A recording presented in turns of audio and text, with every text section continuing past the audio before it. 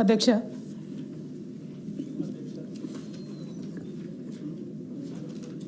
స్వాతంత్రం వచ్చినప్పటి నుంచి తెలంగాణ రాష్ట్రం వచ్చేంతవరకు అధ్యక్ష మన తెలంగాణ ప్రాంతంలో అగ్రభాగాన కాంగ్రెస్ పార్టీ పరిపాలన ఉన్నప్పటికీ కేవలం 19 బీసీ రెసిడెన్షియల్ పాఠశాలల్ని వాళ్ళు ఏర్పాటు చేయడం జరిగింది అధ్యక్ష.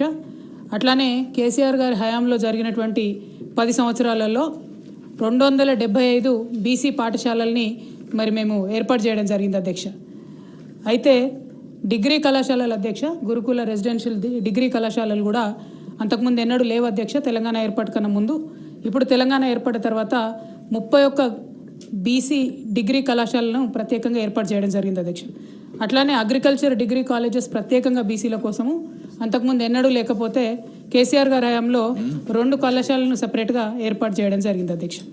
అట్లానే అధ్యక్ష ఫీ రియంబర్స్మెంట్ కూడా గత 10 సంవత్సరాలలో ఈ ప్రభుత్వం రాకముందు 14,000 కోట్ల రూపాయలు బీసీ బిడ్డల కోసం ఫీ రియంబర్స్మెంట్ చేయడం జరిగింది అధ్యక్ష. దీంతో 15 లక్షల మంది విద్యార్థులకు లబ్ధి జరిగింది అధ్యక్ష. నేతన్నలకు ఇప్పటివరకు డిస్కషన్ అయింది అధ్యక్ష. 1,200 కోట్ల రూపాయలను మేము 10 సంవత్సరాల్లో ఇచ్చుకోగలిగినాం. అట్లానే యాదవులకు 5,000 కోట్లు, గౌడన్నలకు 67,000 మందికి అధ్యక్ష మనము పెన్షన్ రూపంలో 2,016 రూపాయలు పెన్షన్ రూపంలో ఇచ్చుకోవడం జరిగింది అధ్యక్ష. ఇవన్నీ ఎందుకు చెప్తా ఉన్నాం అంటే అధ్యక్ష విదేశీ విద్యకు అధ్యక్ష అట్లానే బీసీ విద్యార్థుల విదేశీ విద్యకు కూడా 2,233 మంది పిల్లలు వెళ్ళడానికి 450 కోట్ల రూపాయలని మేము ఖర్చు పెట్టుకోవడం జరిగింది అధ్యక్ష. అంటే యావరేజ్గా మీరు చూసినట్టయితే కేసీఆర్ గారి హయాంలో ప్రతి సంవత్సరం 27 బీసీ గురుకులాలను మేము ఏర్పాటు చేసినాం అధ్యక్ష. వీరు అధికారంలోకి వచ్చి సంవత్సర కాలం అయింది, ఇంకా కొత్తగా ఏమన్నా గురుకులాలు ఏర్పాటు చేస్తారా అనేటటువంటి ప్రశ్నకు లేదు అని సమాధానం రావడం, అట్లానే ఏర్పాటు చేసేటటువంటి ఆలోచన కానీ కనీసం దాంట్లో ఇంప్రూవ్మెంట్ చేసేటటువంటి ఆలోచన కానీ లేకపోవడం నిజంగా దారుణం అధ్యక్ష. దాంతోపాటు గురుకులాల యొక్క క్వాలిటీ పడిపోవడం కూడా మనం చూస్తూ ఉన్నాం అధ్యక్ష.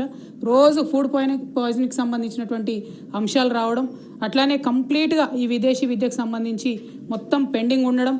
గత సంవత్సర కాలంలో అనేకమైన బిల్లులు ఇచ్చినారు అధ్యక్ష. వాళ్ళు 10,000 కోట్ల రూపాయలు దాదాపుగా పెద్ద పెద్ద కాంట్రాక్టర్లకు బిల్లులు ఇచ్చినామని వాళ్ళే పేపర్లలో అడ్వర్టైజ్మెంట్లు వేసుకున్నారు అధ్యక్ష. మరి బీసీ విదేశీ విద్య చదివేటటువంటి బీసీ విద్యార్థులకు ఎందుకు ఇంతవరకు మరి డబ్బులు ఇస్తలేరో గౌరవ మంత్రివర్యులు చెప్పాలి అధ్యక్ష. అట్లానే ఈ బీసీ గురుకులాల్లో నిన్నటి నుంచి మెన్యూ మార్చినామని చెప్పినారు అధ్యక్ష. దాన్ని ఎప్పటి నుండి ఇంప్లిమెంటేషన్ అవుతుంది?